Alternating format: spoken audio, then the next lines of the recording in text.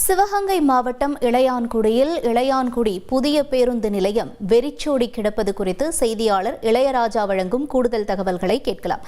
இளையராஜா வணக்கம். தற்பொழுது இந்த பேருந்து நிலையம் தொடர்பான தகவல் வெளியாகி இருக்கிறது, என்னவாக இருக்கின்றன விவரங்கள்? கண்டிப்பாக சிவகங்கை மாவட்டம் இளையான்குடி தாலுகா பேரூராட்சிக்கு நிர்வாகத்துக்கு உட்பட்ட இளையான்குடி டு சிவகங்கை புறவழிச்சாலையில் ஒரு பேருந்து நிலையம் கட்டப்பட்டுள்ளது. இந்த பேருந்து நிலையம் எதற்காக கட்டப்பட்டுச்சுன்னா, இளையான்குடியை சுற்றி ஒரு 55 ஊராட்சிகள் இருக்குது. இளையான்குடி நகர்ப்பகுதியில் பார்த்திங்கன்னா 1 லட்சத்திற்கு மேற்பட்டமான மக்கள் வசித்துறையின போக்குவரத்து நெரிசல் மக்கள் தேய்ப்பு இருக்குது. இந்த காரணக்காண்டி பகுதி மக்கள் பார்த்திங்கன்னா ஒரு 50 வருடங்களாகவே எங்களுக்கு புதிய பேருந்து நிலையம் வேண்டும் என்று கோரிக்கை விடுத்தாங்க. அரசு அந்த கோரிக்கையை கவனத்தில் எடுத்து கடந்த ஒரு வருடத்திற்கு பிறகு சுமார் 3.74 கோடி ரூபாய் செலவுல ஒரு புதிய பேருந்து நிலையம் கட்டினாங்க.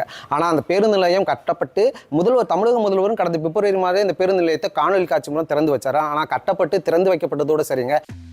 ஏய் கங்க்ராட்ஸ். யார் அந்த பையன்? கல்யாணம் இல்ல, நான் பிசினஸ் ஸ்டார்ட் பண்ண போறேன். எப்படி? பாஸ் வாலா. Be the boss. எந்த ஒரு பேருந்துமே இதுக்குள்ளே வரல. 1-2 பேருந்துகள் மட்டும்தான், அது சிவகங்கை போகிற பேருந்துகள் மட்டும்தான் வருகிறது. அரசு பேருந்து முதற்கொண்டு தனியார் பேருந்து வரை எல்லா பேருந்துமே இந்த பேருந்து நிலையத்தை புறக்கணிக்கிறாங்க. அதுக்கான காரணங்கள் என்ன கேட்கும்போது அதிர்ச்சிகரமான காரணங்கள் சொல்கிறாங்க. இளையான்குடி பேரூராட்சி நிர்வாகம் இந்த உள்ள வருகின்ற பேருந்துகளுக்கு பேருந்து நிலையத்தில் தான் வச்சு தான் வரி வசூலிக்கணும். ஆனால் அப்படி வசூலிக்கிறதே கிடையாது. நகரின் மையப்பகுதியிலே வச்சு தனியார் பேருந்தாலும் சரி எந்த ஒரு பேருந்தாலும் அங்கேயே வசூலிக்கிறாங்க. அவங்களும் அதை ஒரு அட்வான்டேஜாக எடுத்துக்கொண்டு பேருந்து நிலையத்தை புறக்கணிச்சு விட்டு அப்படியே ஒரு நகர்ப்பகுதியிலே அப்படியே புறவழிச்சலியால் போயிடுறாங்க. இதனால பயணிகளை பார்த்தீங்கன்னா அவங்க வர இடத்துல பேருந்து நிலையத்திற்கு வெளியவே இறக்கி விட்டுறாங்க. அதனால பேருந்து நிலையத்துக்குள்ள பகலில் நடந்து தான் வர்றாங்க. நீங்க காட்சிகளை பார்க்கலாம். கடுமையான வெயிலில் கூட தங்களுடைய பொருட்களையும் குழந்தைகளையும் கூட்டு கொண்டு தான் வராங்க. பேருந்து நிலையத்தை பார்க்கும்போது தெரியும் எந்த ஒரு பேருந்து நிலையமே கிடையாது. காட்சிகளை தொடர்ந்து இன்னொரு காட்சிகளும் பார்க்கலாம். இந்த பேருந்து நிலையத்தில் தாய்மார்கள் பால் ஊட்டு அறைன்ற ஒரு அறை இருக்குங்க. அந்த அறை 2 மாதத்துக்கு முன்னாடி கொண்டு வந்திருக்காங்க. ஆனால் அந்த அறையை பார்த்தீங்கன்னா பூட்டி வச்சிருக்காங்க. எதுக்குன்னு கேட்டால் யாராச்சும் செலிபிரிட்டி வச்சு தான் அதை திறக்கணும், அப்போ தான் திறக்கணும்னு சொல்றாங்க. ஏன் தாய்மார்கள் தங்கள் குழந்தைகளுக்கு பால் ஊட்டுவது கூட இந்த அறையை திறக்காதற்கு மிகப்பெரிய இன்னல்கள் அவதிகளை பெண்களும் அனுபவிச்சு வர்றாங்க.